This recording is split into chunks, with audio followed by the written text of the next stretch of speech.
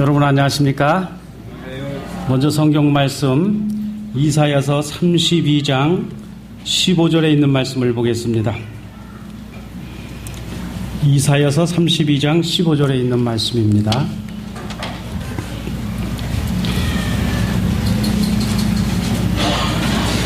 제가 말씀을 읽어드리겠습니다. 필경은 위에서부터 성신을 우리에게 부어 주시리니 광야가 아름다운 밭이 되며 아름다운 밭을 삼림으로 여기게 되리라. 이 말씀을 현대인의 성경에는 어떻게 되어 있나 제가 보니까 이렇게 되어 있습니다. 그러나 결국 하나님이 우리에게 성령을 보내실 것이므로 황무지가 다시 비옥하게 될 것이며 우리는 밭에서 풍성한 농산물을 거둬들일 것이다. 여기 보니까 하나님의 백성들이 범죄하여 멸망의 구렁텅이에 빠졌을지라도 회개하고 하나님께 돌아오면 용서하고 회복시키겠다는 말씀입니다.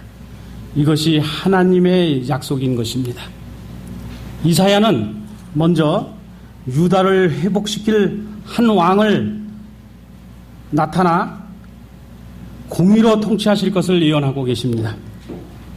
그 왕은 바로 메시아이신 것입니다. 그러나 죄악 가운데 있는 여전히 회개하지 않은 백성들은 진노를 피할 수 없을 것이라고 하는 말씀입니다. 그러나 회개하는 자는 큰 축복을 누린다고 하는 이 말씀인 것입니다. 저는 얼마 전에 우리 담임 목사님과 함께 하루 종일 동행한 적이 있습니다. 이 교회에 대해서 여러 가지 이런저런 이야기를 많이 했습니다. 이 교회가 어떤 교회가 되어야 하는가? 어떤 모습으로 바뀌어야 하는가? 우리 목사님은 참 같이 다니면서 다른 말씀은 하실 줄 아는데 오직 교회에 대한 이야기만 하셨어요. 그래서 목사님이 하신 말씀이 아까 장로님께서도 말씀하신 것처럼 전반기에는 리모델링 하는 일에 신경을 쓰겠다. 왜 그러냐면 아무리 전도를 해도 교회의 아름다운 모습을 보여야 되는데 교회의 여러 가지 건물이 낡았지만은 깨끗하고 좋은 모습을 보이는 것이 보여서 교인 새로 오시는 분들에게 그런 것을 보이지 않기 위해서 리모델링을 하신다고 했습니다. 그리고 후반기에는 이제 저희들이 전도를 위해서 활동을 해서 구도자를 데려오는 일을 하시겠다고 이렇게 말씀을 하셨습니다. 이 말씀을 제가 하루 종일 들으면서 저는 나름대로 이런 생각을 해보았습니다. 또 우리 목사님과 함께 다니다 보니까 누구를 제가 닮겠습니까? 목사님을 좀 닮게 되는 것 같아요. 목사님 일을 좀 많이 도와드리고 목사님 일 도와드리는 게 하나님 일을 도와드리는 겁니다.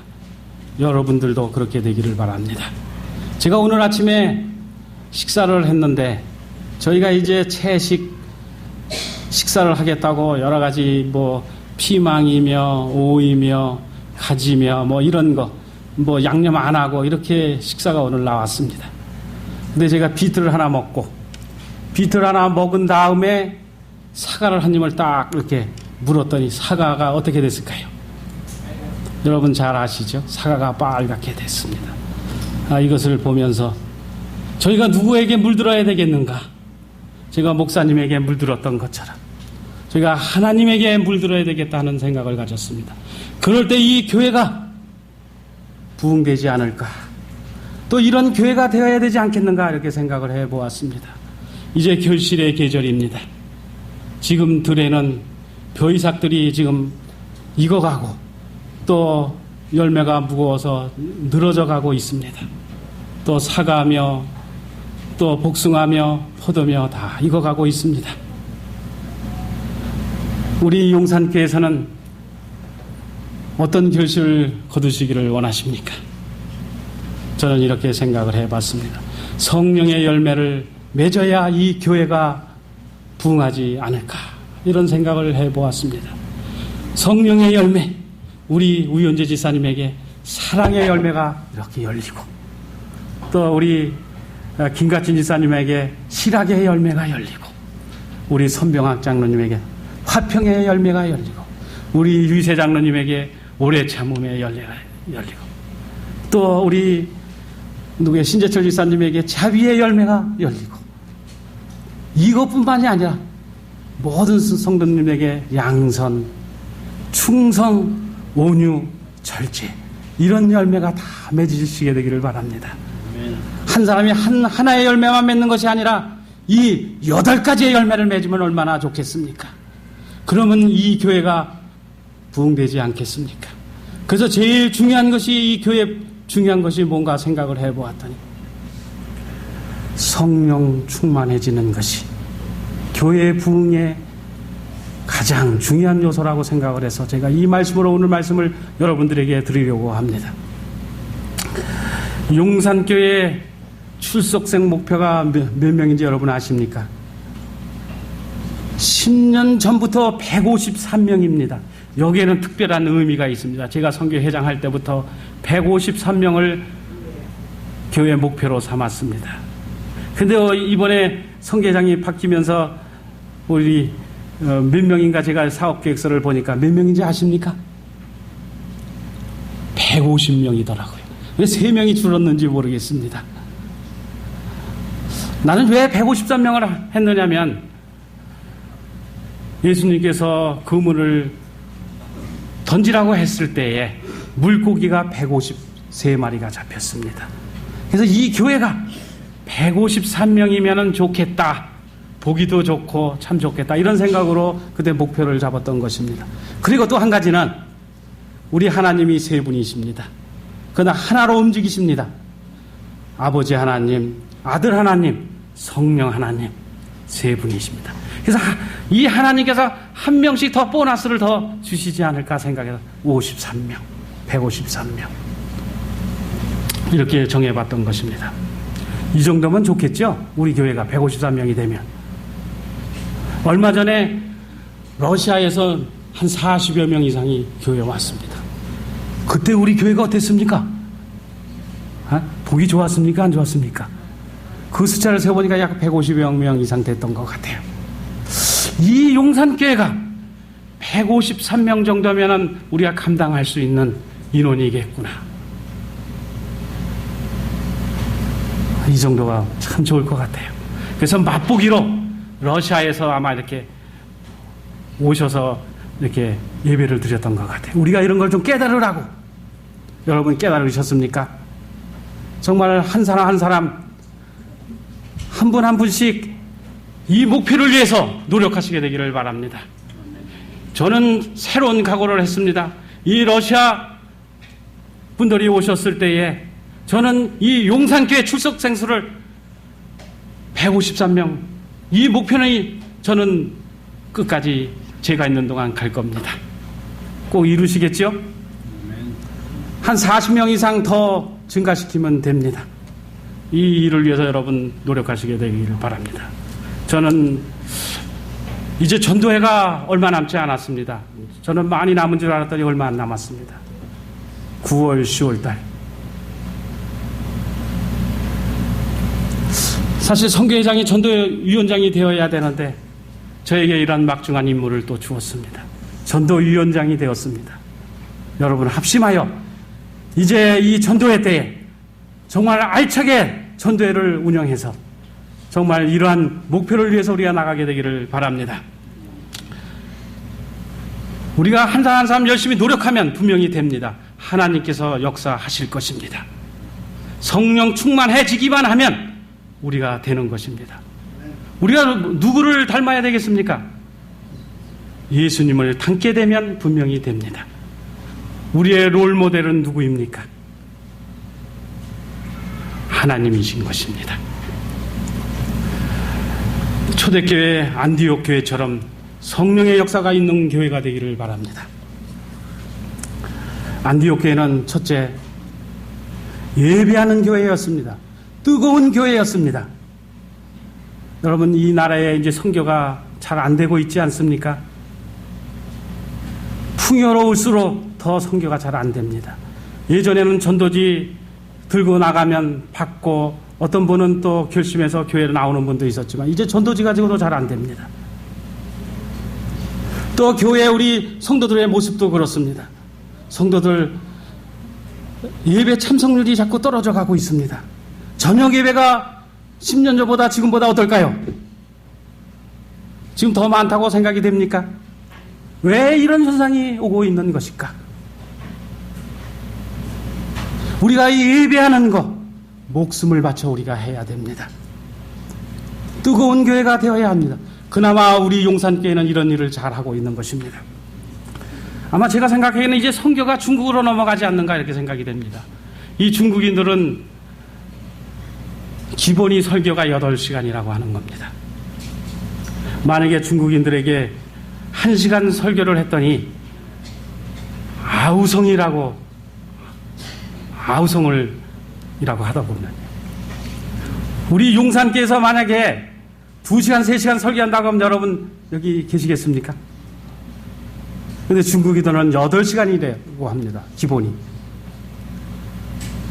예배를 우리가 사랑하게 되기를 바랍니다. 우리가 원하는 교회는 돈이 많은 교회가 아닙니다. 건물이 좋은 교회가 아닙니다. 예배와 기도에 목숨을 바치는 교회가 되어야 합니다. 예배와 기도가 살아있는 교회가 되어야 되지 않겠습니까? 둘째로 안디옥 교회는 절대 순종하는 교회였습니다. 안디옥 교회의 담임 목사님이 누구셨냐면은 바나바였습니다. 근데 바나바를 선교사로 보내는 이런 순종의 교회였습니다. 내가 할 수 없는 것을 하는 것이 뭐예요? 순종인 것입니다. 우리 교회가 내세울 것이 무엇이겠습니까? 우리 용산교회가 내세울 것은, 목숨 바쳐 내세울 것은 절대 순종해야 됩니다. 하나님께 절대 순종하는 것입니다. 세 번째로 안디옥 교회는 차별 없는 보편적인 교회였습니다. 안디옥은 최초의 이방인 교회였지만 성도 간에 차별이 없었습니다. 성도 간에 서로 연합하는 교회였습니다. 교회 연합이 얼마나 중요한지 얼마 전에 교과 시간에 저희들 공부를 했습니다. 교회 생명은 어디에 있다고 했습니까?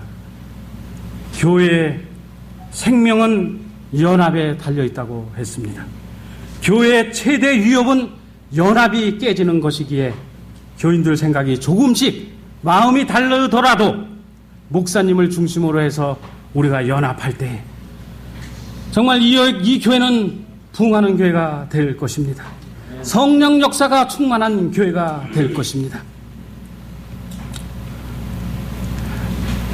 이 성령 충만, 이 말이 무엇인가 제가 이렇게 찾아보니까 원어상의 헬라어로 플레로에인이라고 하는 말입니다.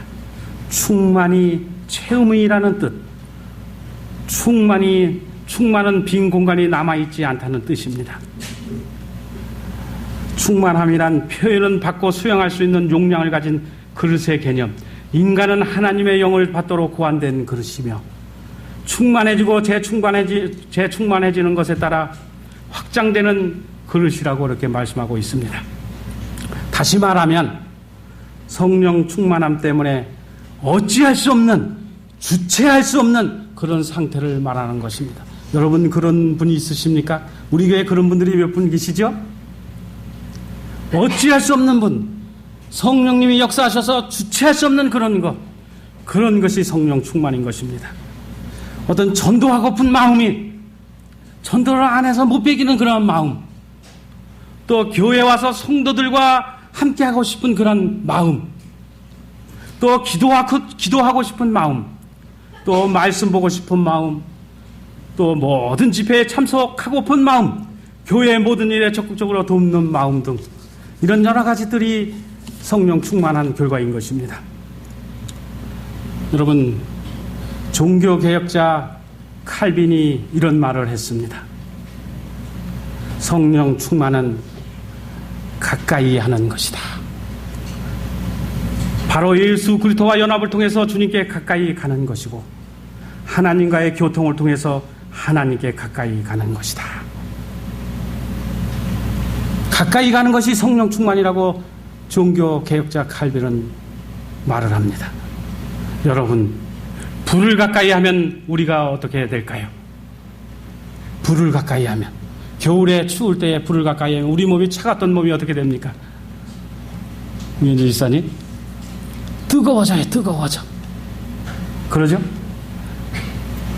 우리 교회에 성령 충만하신 목사님을 가까이 가게 되면 우리가 어떻게 됩니까? 우리도 같이 성령 충만해집니다. 성령 충만하신 우리 성교회장님에 가까이 가면 어떻게 됩니까? 우리도 성령 충만해지는 겁니다. 성령 충만하신 우리 장로님 옆에 같이 가시면 우리 모두가 다 성령 충만해지는 겁니다. 이럴 때 우리가 이 교회가 부흥이 되는 것입니다. 저도 교회 다니게 된 이유가 한 가지가 있습니다. 나는 누구를 롤 모델로 생각을 할까 많이 생각을 해보았습니다. 설교를 준비하면서 내가 장로로서 어떤 장로를 좀 닮아볼까, 여러 장로들 머릿속에 이렇게 생각을 많이 해보았습니다. 그런데 제가 처음 교회 다닐 때에 저를 성경 공부시켰던 그 장로를 좀 닮아보고 싶은 마음이 들었습니다. 제가 초등학교 때인데, 초등학교 때 뭐가 알겠습니까? 우리 어머니는 아침 저녁으로 예배를 꼭 드렸습니다. 그러면 그 장로님이 오셔서 저녁 예배는 인도를 하셨습니다. 그때는 전기등이 없었습니다. 호롱불. 그 장로님은 한 5리 정도 되는 길을 등을 하나 들고, 이게 그때는 석유가 들어있는 등에다 심지 있는 그 등을 들고서 산을 넘어서, 어떻게 무섭지도 않은지, 거기 공동 묘지도 있고, 밤에 묘지를 가면 무섭잖아요. 그죠? 그런 길을 이렇게 걸어서 오셔서 매일 저녁을 인도를 하시고, 또 다니엘서 요한계시록을 가르쳐 주셨습니다. 그 장로님을 제가 롤 모델로 하고 싶습니다. 여러분들도 아마 그런 분들이 닮고 싶은 분이 있겠죠. 지금까지 저는 그분의 장로님이 저 롤 모델입니다. 정말 진정한 성령 충만이란 무엇일까요? 기도의 선교사가 있었습니다. 기도의 선교사, 기도하는 선교사, 존 하이드 선교사. 여러분 들어보셨죠? 존 하이드에 대해서. 이 존 하이드 선교사는 이제 이렇게 되기까지에 왜 이렇게 되었는가? 기도의 선교사가 되었는가? 그가 이제 선교를 위해서 배를 타고 인도로 항해할 때였습니다. 젊어서부터 위대한 선교사가 되는 것이 꿈이었지만은 그것은 야망이었습니다. 겉으로는 신앙으로 잘 포장되었지만 밑바닥에는 자아 만족과 명예욕이 도사리고 있었습니다. 그가 이 사실을 깨닫게 된 것은 한 통의 편지 때문입니다. 이 존 하이드의 아버지의 친구인 목사가 이렇게 편지를 썼습니다. 아버지의 친구 목사가 이렇게 썼는데 어떤 내용이냐면은, 사랑하는 존, 내가 성령으로 충만해질 때까지 너를 위해 기도를 멈추지 않을 것이다. 아버지 친구 목사가 이런 말을 썼습니다. 그럴 때에 이 존은 굉장히 화가 났다고 했습니다. 그러면 지금은 성령 충만하지 못하다는 말인가? 그래서 말이에요, 그 편지를 꾸깃꾸깃해서 그냥 땅바닥에다 집어던졌대.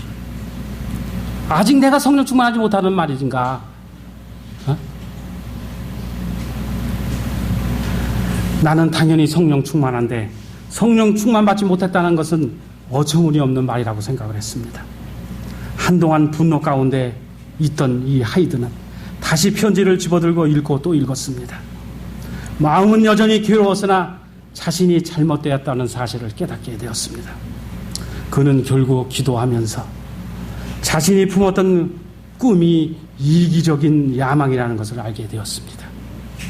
그는 결국 기도하면서 또 비로소 진정한 성령의 충만을 구하게 되었습니다.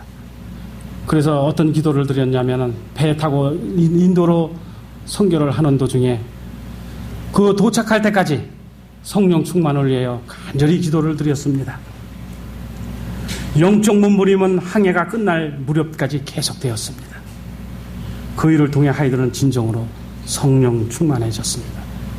내가 항해하는 동안 성령 충만해달라고 기도를 드렸더니 그 일이 이루어졌던 것입니다. 그러면 성령 충만함을 받으려면 어떻게 되는가? 모든 사람에게는 다 제공이 되어 있습니다. 근데 소수의 사람만이 그것을 받고 있는 것입니다. 많은 사람이 그것을 위해 기도하지만 결과가 없습니다. 왜냐하면 그들이 대가를 기꺼이 지불하려고 하지 않기 때문인 것입니다. 그 대가는 충만함이 이루어지고 능력이 작동하도록 조건을 충족시키는 것입니다. 우리는 성령을 사용할 수가 없습니다. 성령이 우리를 사용해야 됩니다. 그러나 많은 사람들은 여기에 복종하지 않으며 자신을 주장하기 때문인 것입니다. 이것이 하늘의 선물을 받을 수 없는 이유인 것입니다. 이것을 존 하이드는 깨닫게 된 것입니다. 자기 위주로 뭔가 하려고 했던 것, 이것이 자아 만족, 그런 것 때문에 성령을 못 받는 것입니다. 그래서 빌립보 2장 13절에 너희 안에서 행하시는 이는 하나님이시라고 하셨습니다. 제가요 연초에 우리 집사람이 아파트에다가 뭘 심어보겠다고 상추도 심어놓고 또 토마토도 심어놓고 이 아파트에서 베란다에서 거기서 키운 것을 이제 먹어보려고 그랬던 것 같은데 이 토마토를 키워보니까 물론 상추는 안 자라더라고요. 그런데 이 토마토는 이제 자라서 한참 키가 컸습니다. 한 1m도 좀 넘게 됐어요. 근데 이상하게 꽃이 안 피는 겁니다. 그래서 꽃이 피게 하려고 또 나름대로 여러 가지 노력을 했습니다. 비료도 갖다 주고 물도 자주 갖다 주고 그런데 달리지가 않아요. 왜 그럴까요? 실내에 이 환경도 중요하고 또 한 가지는 빛이 계속 빛이 계속 비추어야 됩니다. 빛이 우리 아파트는 좀 가려진 것이 있어서 계속 빛이 들지가 않아요. 몇 시간 들다 또 몇 시간 또 안 들다가 이렇게 되기 때문에 그래서 토마토가 달리지가 않아. 이것을 보면서 우리 신앙생활도 마찬가지겠구나 이런 생각이 들었습니다. 우리가 신앙생활하면서 병드는 이유가 이 토마토처럼 열매가 없는 것이 빛이 필요한데 어떤 빛일까요? 성령의 빛이 필요합니다. 성령의 빛이 필요한데 우리가 빛을 우리가 원하지 않는다고 하면 우리가 교회에서 열매를 맺을 수 없는 것입니다.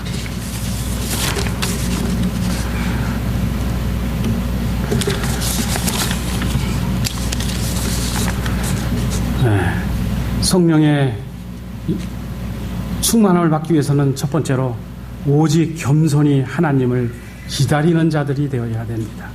그분의 은혜와 지도를 바라는 자들에게 성령이 주어집니다. 제가 고양이가 어떻게 먹이를 잡는가 가만히 보니까요, 쥐를 잡기 위해서 어떻게 하는가 보았더니 이 고양이가요 움직이지 않고 가만히 쥐 굴의 입구에서 가만히 기다리고 있어요. 기다리고 있다 한참을 기다리더라고요. 그게 쥐가 나오면 탁 잡더라고요. 보니까 여러분 보셨죠? 이 고양이가 쥐를 잡는 방법 가만히 있어요. 가만히 보니까 이 모든 이 동물이나 짐승이나 뭐 이런 것들이 먹이를 잡을 때 그렇게 하더라고요, 보니까. 개구리도 그래. 개구리도 가만히 풀밭에 있다가 어떤 조그만 뭐가 지나가면 탁 물더라고, 보니까. 그래서 우리가 성령 지려면 우리가 이 기다리는 신앙을 좀 해야 되겠구나 하는 걸 제가 깨닫게 되었습니다. 또 두 번째로 우리가 하나님께 구해야 됩니다. 이사야 44장 3절에 보니까 이런 말씀이 나옵니다. 대저 내가 가란 자에게 물을 주며, 가란 자에게 물을 준다고 했습니다. 아무에게 주는 것이 아니라 가란 자에게. 목이 마른 것을 느껴야 우리가 물을 먹지 않습니까? 가란 자가 되어야 됩니다. 우리가 하나님의 필요를 느껴야 된다고 하는 이 말씀입니다. 병든 사람이 어떤 마음이 들까요? 병을 고치기 원하는 마음이 들지 않겠습니까? 그런데 이 병든 자가 의사를 원하지 않는다고 하면 병을 고칠 수가 있을까요? 병을 고칠 수가 없는 것입니다. 우리가 하나님께 가란 심령을 갖게 되기를 바랍니다. 하나님께서는 분명히 구하는 자에게 주실 것이라고 했고, 찾으라 하는 사람에게 찾을 것이라고 했고, 문을 두드리라 하는 사람에게 열릴 것이라고 분명히 말씀하고 계십니다. 여러분, 어려움에 처했을 때에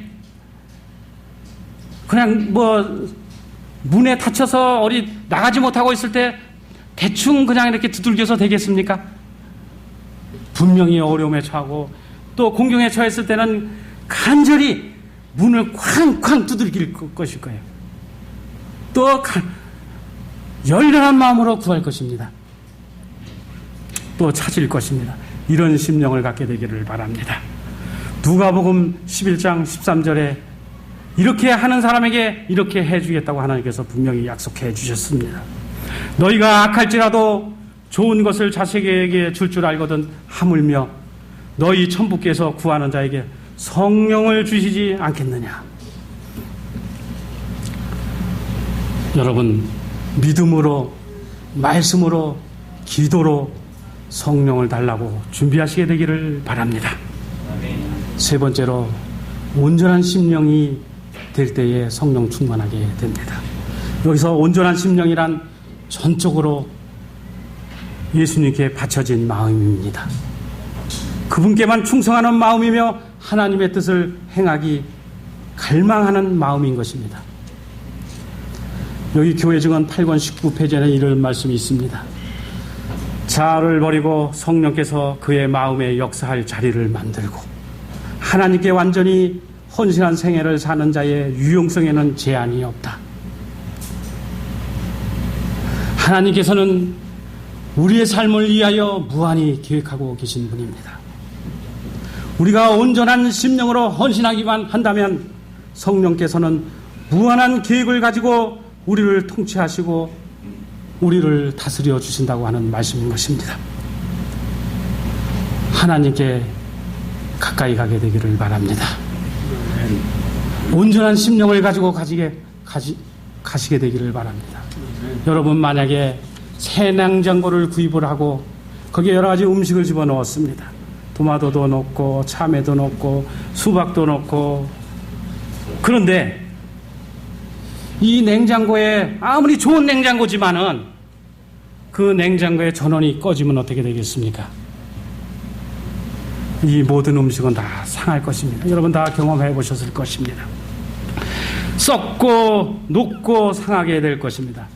이와 마찬가지로 우리의 심령을 하나님께 연결되지 않으면 제약이 가득한 심령이 되게 되지만 능력의 근원 되시는 하나님께 연결되면 그분의 온전한 심령과 하나됨으로 우리의 심령도 온전하게 되어 성령 충만하게 되는 것입니다. 네 번째로는 하나님의 말씀으로 우리의 마음을 채워야 됩니다. 시편에 보면 이런 말씀이 쭉 나옵니다. 시편 114편에 보면 내 영혼이 진토에 붙어 싸우니 주의 말씀대로 나를 소성케 하소서. 이 시편의 말씀은 하나님의 말씀을 갈급하는 마음이 나옵니다. 이처럼 시편 기자는 부흥의 가장 중요한 기초가 하나님의 말씀이라는 사실을 분명하게 말씀하고 계십니다. 예수님께서도 광야에서 사단에게 시험당할 때도 사람이 떡으로만 살 것이 아니라 하나님의 입으로 나오는 모든 말씀으로 살 것이라고 하면서 모든 시험을, 세 가지 시험을 이겼던 경험이 있습니다. 그러면서 성령 충만해져서 이런 성령 충만해졌기 때문에 이런 어려운 시험을 이겨낼 수 있었던 것입니다. 그러면서 이제 예수님께서 이 지상의 모든 생애를 살면서 성령 충만한 가운데 모든 일을 이루었던 것입니다. 우리는 영속적으로 충만해지기 위해서 말씀의 샘 아래 있도록 해야 합니다. 그리고 충만해지려면 먼저 비워져야 합니다. 뭐가 비워져야 되냐면 자아와 죄가 제거되어야 됩니다. 리브 앤드 헤럴드에는 이런 말씀이 있습니다. 그대가 자아의 마음을 비우게 될 때 그대는 그리스도의 의를 받아들여야만 한다. 만일 그대가 마음의 문을 열게 되면 예수께서 그 공간을 그분의 영의 선물로 채우게 될 것이다. 바람은 어디로 부는지 아십니까, 여러분은? 바람은 항상 빈 곳으로 분다고 합니다. 오순절 다락방에 모였던 제자들은 비워졌고 공간을 만들었습니다. 처음에 예수님의 제자들은 야망에 가득 찼고 자기 자리를 차지하려고 했고 어떤 제자는 의심이 많았고 또 어떤 제자는 성격이 날카로웠고 막 이랬었습니다. 그런데 오순절날 다락방에 모였을 때는 이런 모든 것들을 다 비워버렸습니다. 그럴 때 성령께서 제자들에게 임하셔서 이 제자들을 통하여 많은 사람들에게 복음을 증거할 때 주께로 인도하는 그런 놀라운 역사가 있지 않았습니까? 또 우리가 성령 충만해지기 위해서는 우리의 모든 불의일치를 제거해 버려야 됩니다. 교회 증언 8권 21페이지에는 이런 말씀이 나옵니다. 그리스도인은 모든 분쟁을 그치고 잃어버린 자들을 구원하기 위하여 하나님께 자신을 바쳐야 한다. 그들은 믿음으로 약속된 축복을 구해야 한다. 그리하면 그 축복이 주어질 것이다. 사도시대에 성령을 부어주심은 이른 비였고 그 결과는 영광스러웠다. 그러나 늦은 비는 더욱 풍성할 것이다. 여러분, 우리 마음이 비워져야 됩니다. 우리의 심령이 죄된 삶을 다 비워버리고 성령이 역사하시도록 하셔야 됩니다. 그 다음에 6번째는 다른 사람을 위해 활동적으로 일할 때에 성령께서 역사한다고 했습니다. 화이 선지자는 이렇게 말하고 있습니다. 한 백성을 우리는 활동적인 선교사로 마땅히 해야 할 50분의 1도 못하고 있다.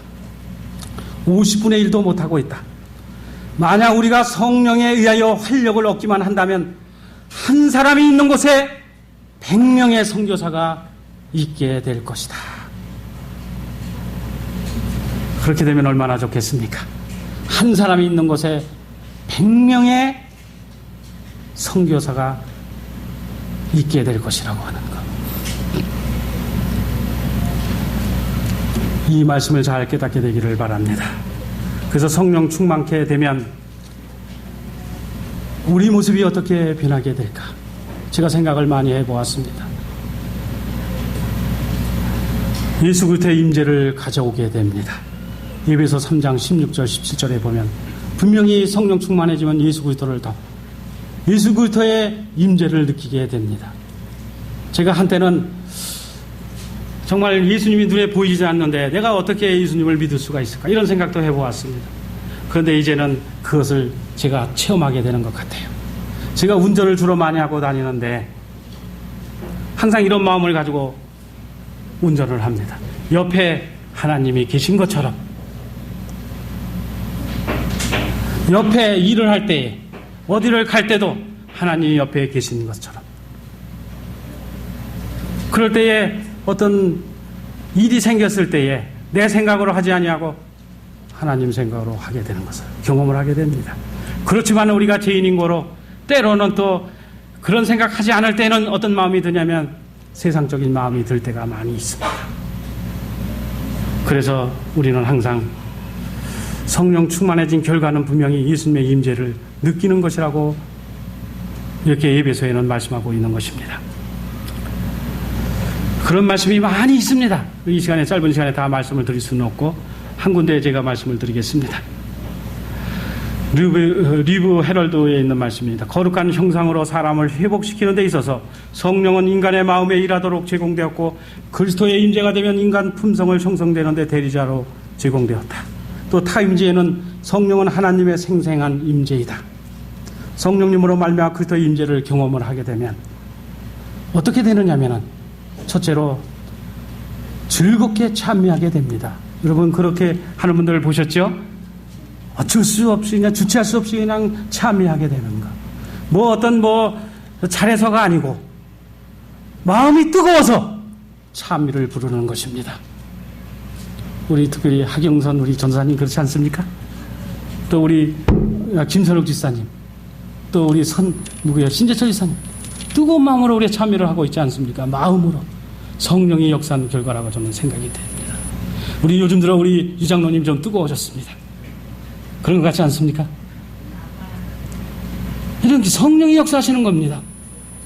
또 어떻게 되냐면은 성령이 역사하면 감사의 심령이 됩니다. 모든 일에 감사가 넘쳐 흐르는 겁니다. 또 어떻게 되냐면 피자 복종하게 됩니다. 저는 요즘도 제가 잘 못하는 것이 한 가지 있습니다. 맨날 이것 때문에 항상 다투고 그럽니다. 제가 못하는 것이 뭐냐면 가정일을 잘 못합니다. 부엌에 들어가는 일을 잘 못합니다. 이게 도와주기를 여자들은 바라고 있어요. 그래서 성령 충만, 이게 가정에서 불화가 오면요,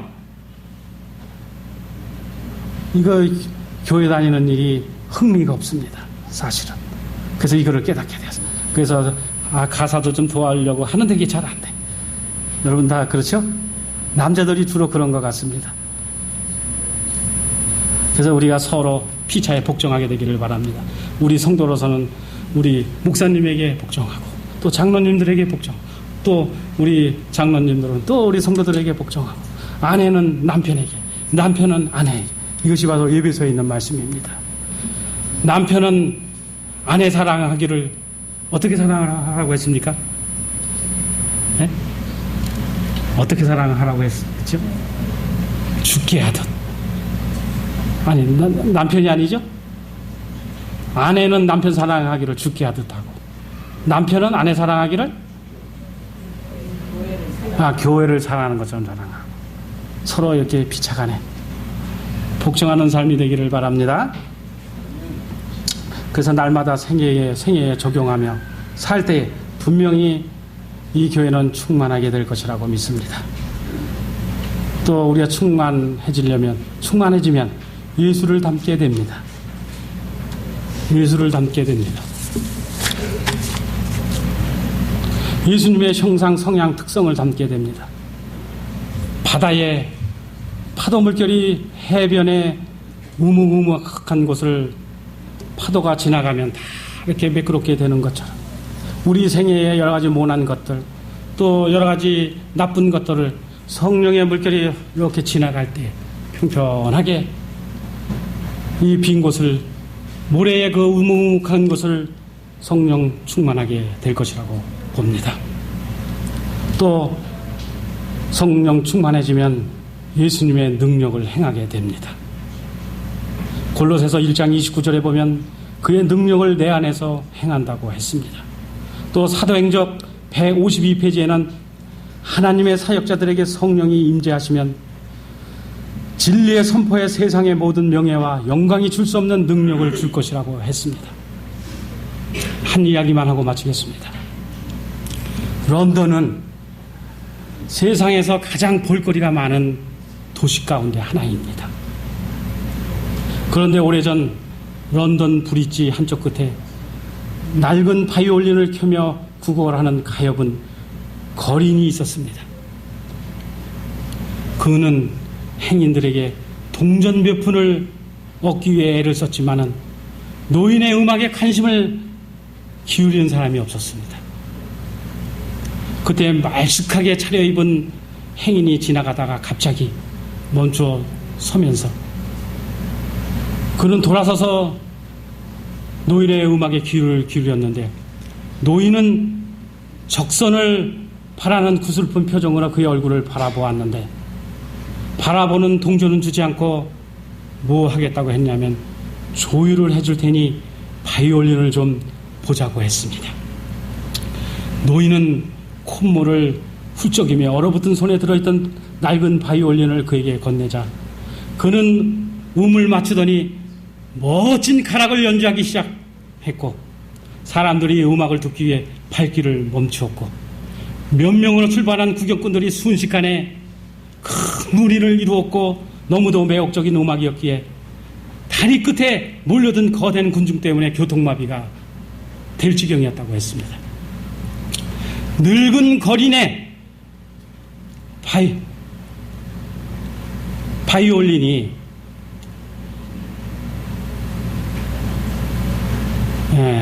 이 말쑥하게 차려입은 파가니니의 손에 들렸을 때에 정말 어마어마한 사람들이 몰려들고 그의 음악을 듣기 위해서 몰려들었습니다.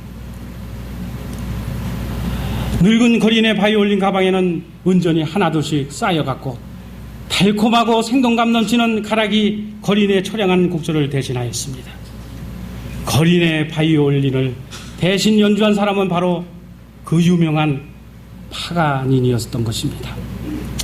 그 낡은 바이올린이 거장 파가니니의 손에 맡겨질 때에 훌륭한 연주가 되었던 것입니다. 거장의 손에 들린 악기처럼 성령께 맡겨진 우리의 삶은 상상할 수 없는 많은 일들을 행하게 되는 것입니다.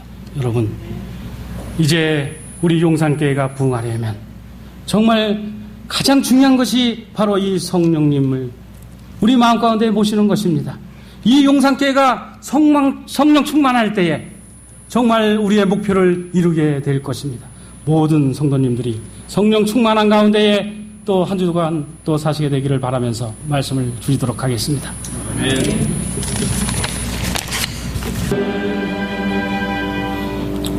하늘에 계신 우리 아버지 하나님,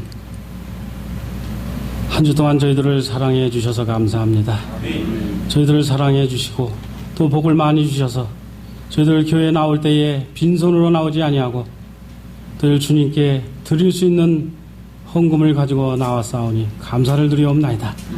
이 헌금에 축복을 내려주시고 이 헌금이 사용되는 곳마다 만복을 허락하게 하여 주시옵소서.